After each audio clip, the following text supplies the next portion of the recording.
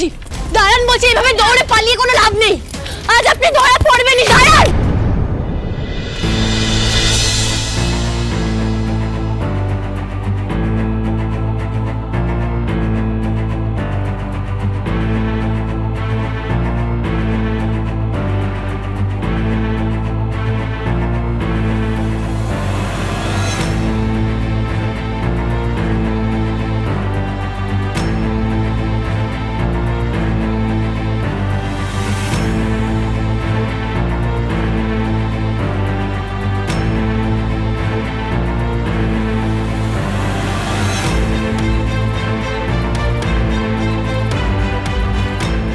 হ্যাঁ, শুনানি শুরু।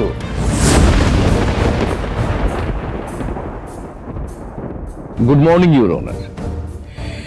ইউর অনার, এই মামলা শুরু হওয়ার আগে আমি এই মামলা সম্পর্কে দু একটা কথা বলতে চাই। সিরিয়াল কিলিং বা সিরিয়াল কিলার, এই টার্মগুলির সঙ্গে আমাদের প্রত্যেকেরই প্রায় পরিচয় আছে। এ নিয়ে বহু বিখ্যাত বইও লেখা হয়েছে। শুধু তাই নয়, মানে এই বহু চর্চিত বিষয়ের উপরে বহু সিনেমাও হয়েছে। কোনোটা স্রেফ গল্প কথা, আবার কোনো কোনো সত্য ঘটনা অবলম্বনেও তৈরি। তো আমাদের মতো মানুষের কারণই এরকম মানুষকে সামনে থেকে দেখার সুযোগ কিন্তু হয়নি। কিন্তু আজ আমাদের মধ্যে এই রকম একজন বহু চর্চিত সিরিয়াল কিলার আমাদের সামনে দাঁড়িয়ে আছে, যিনি কিনা এই শহরের নামী জুয়েলারি হাউসের কর্ণধার মিস্টার ঋদ্ধিমান সিংহ রায়।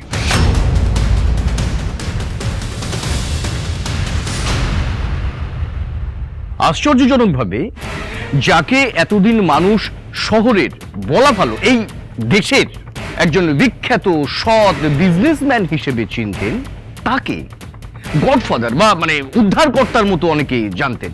সেই মানুষটার আসল চেহারা আজকে সবার সামনে প্রকাশ পেয়ে গেছে।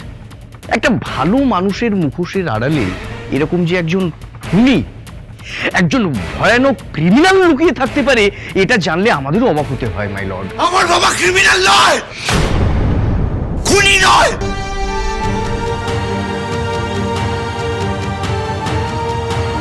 দোষী কিনা প্রমাণ করার আগে এসব আজে বাজে কথা বলতে পারেন না আপনি। Order, order. শান্ত হয়ে বসুন, শুনানির কাজে বাধা সৃষ্টি করবেন না।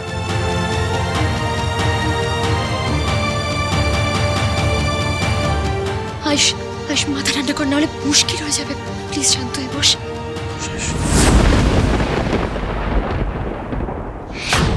Your Honor, my friend is wasting time with this introduction. আমার মনে হয় আদালতে এই মূল্যবান সময় এভাবে নষ্ট না করে উনি যদি আসল কথায় আসেন তাহলে সবার জন্য ভালো হয়। অভিযুক্ত আদৌ সিরিয়াল কিলার কিনা সেটাই আজকে বিচার হচ্ছে। এত বিচারের দায়ভার আমার উপরে ছেড়ে দিয়ে আপনার যদি কেসটা প্রেজেন্ট করার থাকে সেটা করুন। সরি মাই লর্ড, আমি আর এক মুহূর্ত দেরি না করে এই কেসের ইনভেস্টিগেটিং অফিসার মিস্টার সৃজিতকে কাঠগড়ায় ডেকে নিচ্ছি।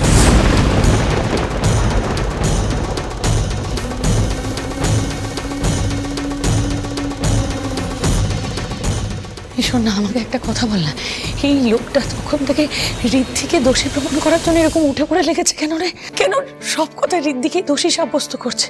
হ্যাঁ রে, কে এই লোকটা? এই লোকটা আবার কোনোভাবে মৈনাকের সঙ্গে জড়িয়ে নেই তো এইসব ঘটনায়? তোরা কিছু বুঝতে পারছিস? না না ছোট পিমনি, এই সন্দেহটা আমরাও আগে করেছিলাম, কিন্তু বনি আমাদের বললেন যে উনি যথেষ্ট সাফিসিয়েন্ট একজন অফিসার, সো ডোন্ট ওয়ারি। হ্যাঁ, ওনার রেকর্ড খারাপ না, কোনো কেসই বায়াসভাবে হ্যান্ডেল করেননি কোনোদিনও। লোকটা মাথা খারাপ হয়ে গেছে, অন্ধ হয়ে গেছে। কাকে সন্দেহ করছে বলতো? ও কি জানেন আমাদের ঋদ্ধি কত ভালো ছেলে? এরকম কাজ তো ঋদ্ধি করতেই পারে না। কেন বুঝতে চাইছে না রে? আই জাস্ট ডোন্ট আন্ডারস্ট্যান্ড, তোমরা এতটা শিওর হচ্ছ কি করে মাসিমণি? না, আমার একটা পয়েন্ট রয়েছে। পুলিশের কাছে ডেফিনেটলি কোনো না কোনো প্রুফ রয়েছে, শুধু শুধু তো আর ঋদ্ধিকে অ্যাকিউজ করবে না না ওরা। কি যাতা বলছো? তোমরা খুব ভালো করে জানো এই পুরোটা মইনাকে সাজানো একটা খেলা।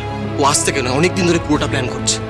এমনকি যেখানে যেখানে খুন হয়েছে প্রত্যেকটা জায়গায় গিয়ে দাবাইয়ের ফিঙ্গারপ্রিন্ট ফেলে এসেছে, যাতে এটা প্রমাণ করা খুব সহজ হয় যে খুনগুলো দাবাই করেছে।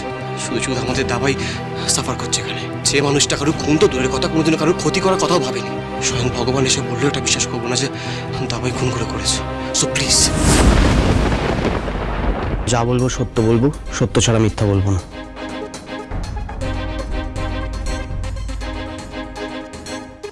আচ্ছা অফিসার, আপনি আমাকে আগে বলুন যে ঠিক আপনি কিভাবে এই কেসের সঙ্গে জড়িয়ে গেলেন। মানে আমি যতদূর জানি যে স্পেশাল ব্রাঞ্চের অফিসার মিসেস বন্ধু শিকার আন্ডার এই কেসটা ছিল।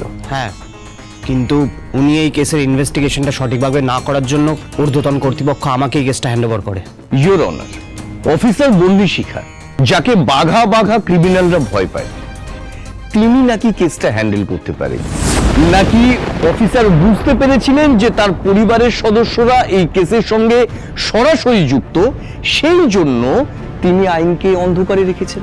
তিনি বুঝতে পেরেছিলেন তার পরিবারের সদস্যরা ফেঁসে যেতে পারে, সেই জন্য তিনি তার ডিউটিতে অবহেলা করেছিলেন। ব্যাপারটা কিন্তু খুব একটা অসম্ভব নয় ইওর অনার। কে? এই লোকটা তো বনি মিমিকে নিয়ে চাও না তাই বলে যাচ্ছে তখন থেকে। কনস্ট্যান্টলি বনির কেরিয়ারে দাগ লাগানোর চেষ্টা করছে। এই জায়গায় বনির টাকাটা ভীষণ দরকার ছিল।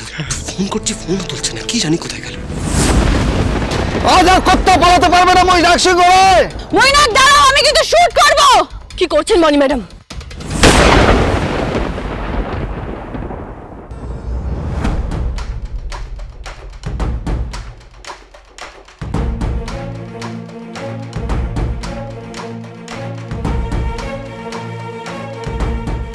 মৈনাক, আমি তোমাকে লাস্ট বার বলছি, সারেন্ডার করো, না হলে আমি কিন্তু গুলি করতে বাধ্য হব। কিচ্ছু করতে পারবে না বনি, কিচ্ছু বিগড়তে পারবে না তুমি আমার। তুমি যদি আমাকে মেরে দাও তাহলে তোমার জাম্মকে কোনোদিনও তুমি নির্দোষ প্রমাণ করতে পারবে না কোর্টে। কি ঠিক বললাম তো? কি ভেবেছিলে তুমি যে আমার এগেনস্টে কয়েকটা ফাইল, কিছু ছবি দিয়ে তুমি কোর্টে ওকে নির্দোষ প্রমাণ করে দেবে, বাঁচিয়ে নেবে দিকে? ইম্পসিবল। উল্টে সবাই তোমাকে বলবে যে তুমি নিজের পরিবারকে বাঁচাতে, নিজের ফ্যামিলিকে প্রোটেক্ট করতে তুমি আমায় খুন করেছো, আমার এগেনস্টে প্রুফ প্ল্যান্ট করেছো। নিশ্চয়ই তোমার মনে আছে বনি, আমার কোনো জায়গায় কোনো ফিঙ্গারপ্রিন্টস নেই, আমার এগেনস্টে কোনো প্রুফ নেই, যা আছে সবটা রিদ্ধির এগেনস্টে। ইভেন তুমি এই কেসটাও দেখছো না, কেসটা দেখছে সৃজিত। তাই ভালো কথা বলছি বনি, নিজের কেরিয়ারকে বাঁচানোর কথা ভাবো। ভাবো যে কি করে নিজের মুখ লুকিয়ে বাঁচবে এতদিন, যখন তোমারই ডিপার্টমেন্ট তোমাকে ট্রেটার বলবে। তাই বলছি, তুমি চাইলেও আমাকে মারতে পারবে না বনি, আর আমাকে ধরতেও পারবে না। আজ তো আমি এখান থেকে ছুমন্তের হবই।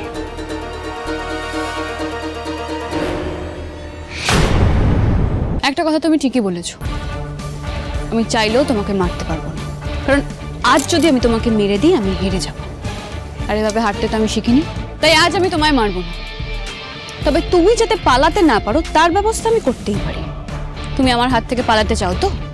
বেশ, পালাও, আমিও দেখি তুমি আমার হাত থেকে ঠিক কত দূর পালাতে পারো। And your time starts now. Run, Mainak, run! কি করছেন বনি ম্যাডাম? ওকে পালাতে দিচ্ছেন কেন? ম্যাডাম, মৈনাককে ছেড়ে দিলে আমাদের হাতের বাইরে চলে গেলে ওকে আর পাবো না। ঋদ্ধিমান বাবুর শাস্তি কিন্তু আর কেউ আটকাতে পারবে না ম্যাডাম, আপনি ভুল করছেন। বাস বনি, ঠিক সময় তুমি বুদ্ধিটা কাজে লাগাবে। So guys, good bye, সায়োনারা officer.